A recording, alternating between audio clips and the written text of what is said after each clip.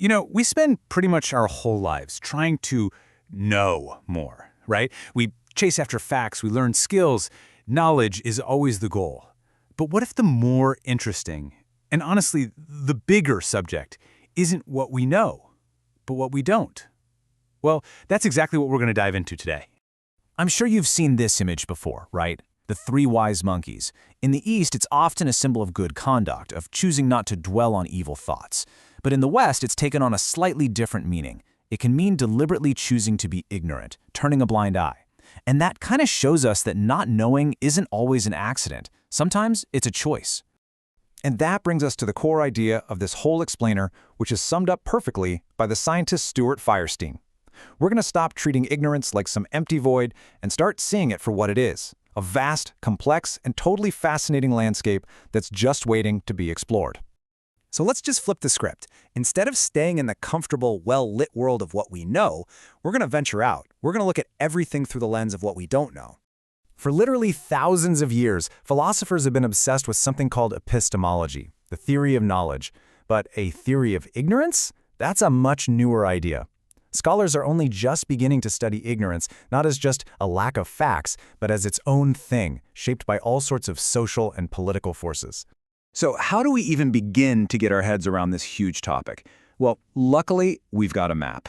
We're going to use a framework from George Spiro's work that breaks ignorance down into four main types. And here it is. This is our map. First, there are things we simply do not know yet. Then there are things we cannot know because of some fundamental limit. After that, things we must not know for legal or ethical reasons. And finally, the things we just refuse to know.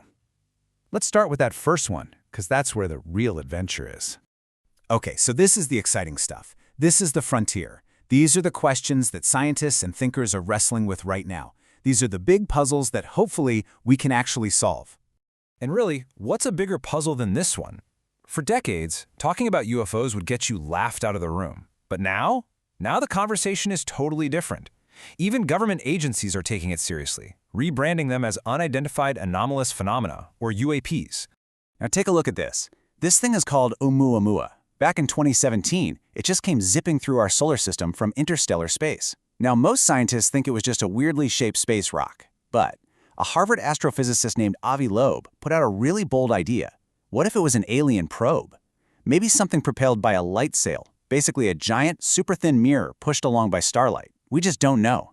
And that's what makes it so cool. Okay, from the vastness of space, let's jump to the world of pure mathematics. What in the world does $1 million have to do with ignorance? Well, that's the prize money for solving one of the single most important unanswered questions in all of math. This is the Riemann hypothesis. And yeah, it looks complicated, but the basic idea is that it's a deep, deep question about the very nature of prime numbers.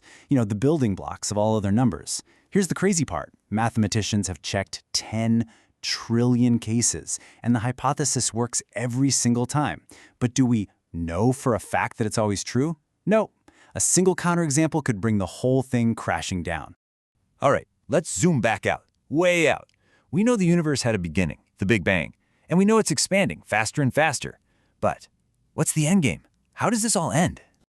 Well, scientists have four main theories. Will gravity eventually win and pull everything back together in a big crunch?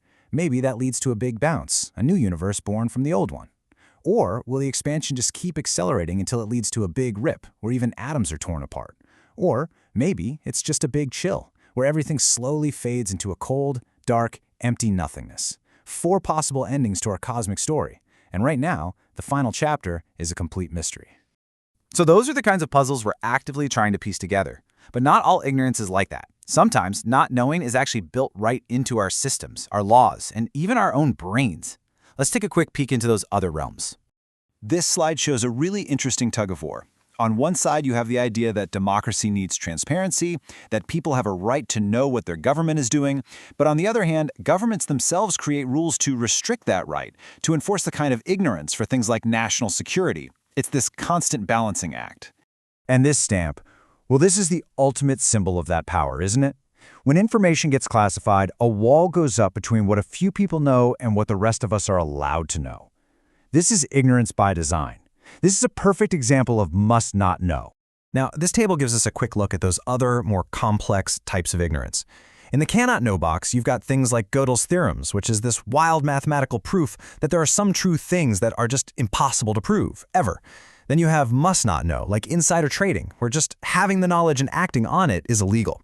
And finally, refuse to know, which is basically willful blindness. Think of plausible deniability, where a boss might intentionally avoid knowing details so they can't be held responsible. It's using ignorance as a shield. So, why are we talking about all this? Why take a grand tour of everything we don't know?